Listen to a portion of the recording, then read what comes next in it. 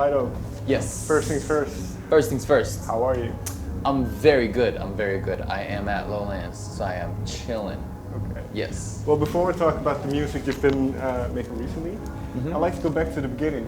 Do you remember the first album you bought with your own money? First album I bought with my own money was, well, the first CD I bought, no, it was an album. You're right, it was an album.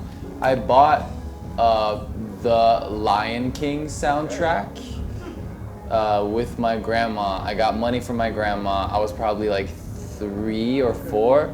I went up to the counter myself with the money in my hand. I bought that. I said, I want the Lion song.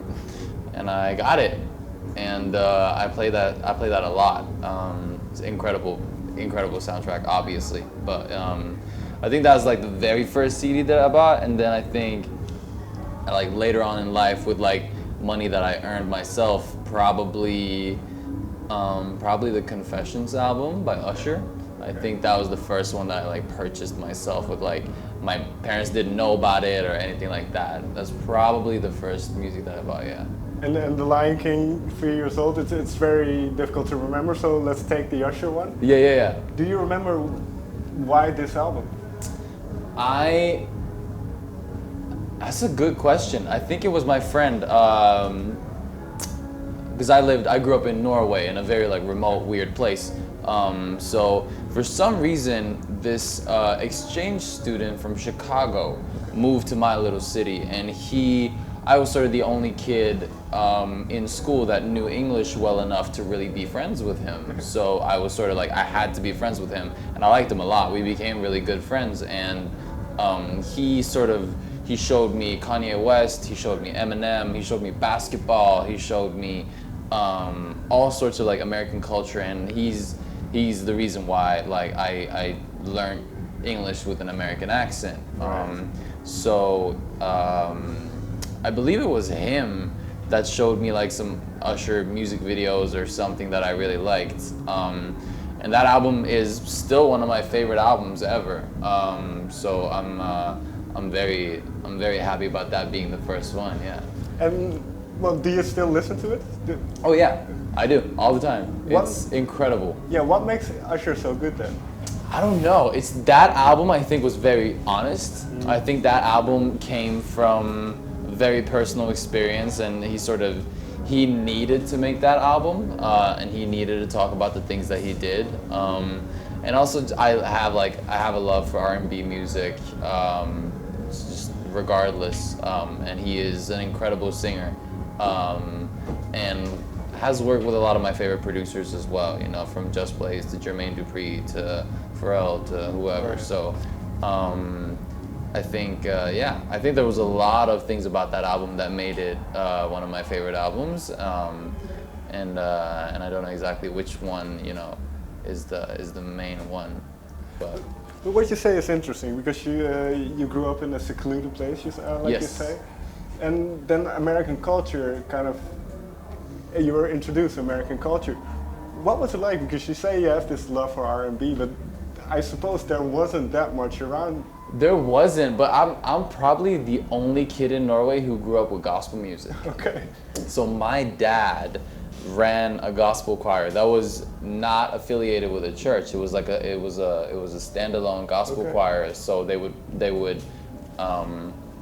would perform at, you know, different events and different churches and whatever, and they would mainly be interested in sort of modern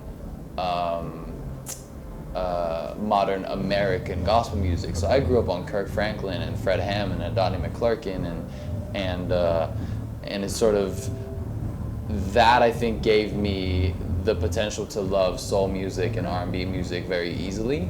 And I loved a lot of the hip-hop influences that Kirk Franklin used. And yeah, I think that was sort of my pathway into all of these urban genres that I really love. So growing up in music, did you know early on that is what you wanted to do? Absolutely. I never had a plan B. Okay. For like 3 months, I wanted to be an archaeologist. Okay. But I think I was 6.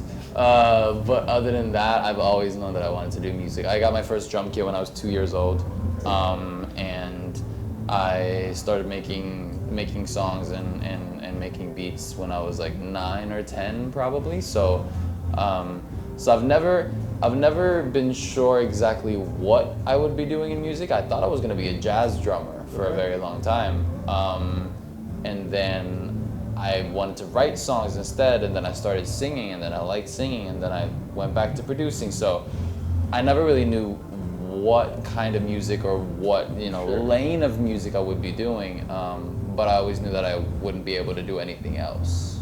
So. Did putting your thoughts to paper and then singing them out loud, did that come easy to you? Yeah, I think so, because I started doing it before I realized that it could be difficult. I think I sort of I grew up in a place where there were not many people to help me, and when there's not anyone to help you, there's no one to tell you what the rules are like, and no one to tell you sort of this is wrong, this is right, this is hard, this is easy. So I didn't know. So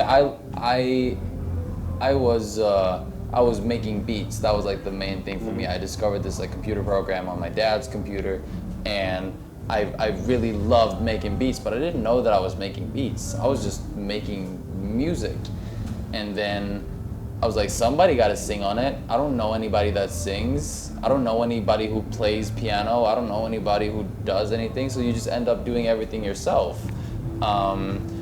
And I didn't know that every artist didn't do that. I thought all the pop stars, made their own beats, and all the, all the rappers produced their own stuff and wrote their own stuff, and I didn't know any better. So it was very natural for me. With that in mind, then, how do you look at the current kind of musical landscape? Because there are so many people who no longer create their own music, so to say. Absolutely, absolutely. No, it definitely is very different than I thought it was. It's music is a lot bigger of a business and a lot more complicated of an operation than I thought it was, really. And like, I understand it now from being an artist. I see more and more all of the just all of the bullshit that you have to deal with on a daily basis, like all of the parts of your job that don't have to do with music, that no one else is going to do for you. Mm-hmm. So you sort of have to do a lot of things that isn't necessarily what you want to be doing to be able to do what you want to do. Can you give me one example? Like scheduling stuff, like taking meetings. Right. Like, I like doing interviews, but doing interviews, like traveling, figuring out like promo plans, doing photo shoots, doing like all of these like things that you need to do to be an artist. But everybody obviously came into it wanting to do music, and unfortunately, a lot of the time that's actually the last priority. And that's when you need people to help you out with doing that. So I definitely understand it, but I don't think I will ever be that artist. I think I will always make my own stuff, and I think I'll always be producing my own stuff, because that's the most important thing to me, to be happy, basically. Because like you say, sometimes all those other things can kind of distract from why you do it. So this creativity, is it difficult to balance these two worlds?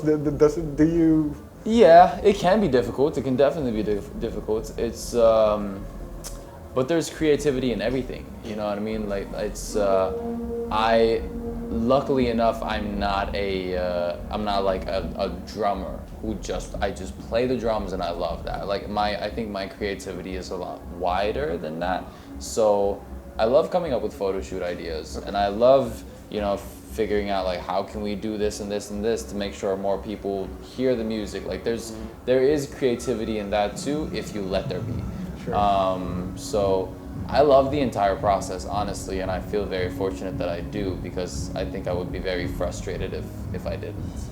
And well, you mentioned that you started writing songs at around 10. Yeah.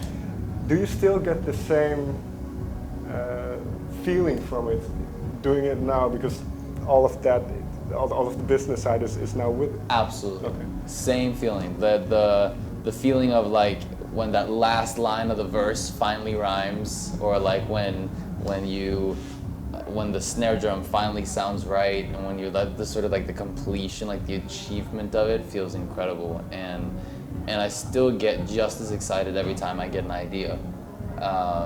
So yeah, that's one of the few things that are the same, I think, yeah.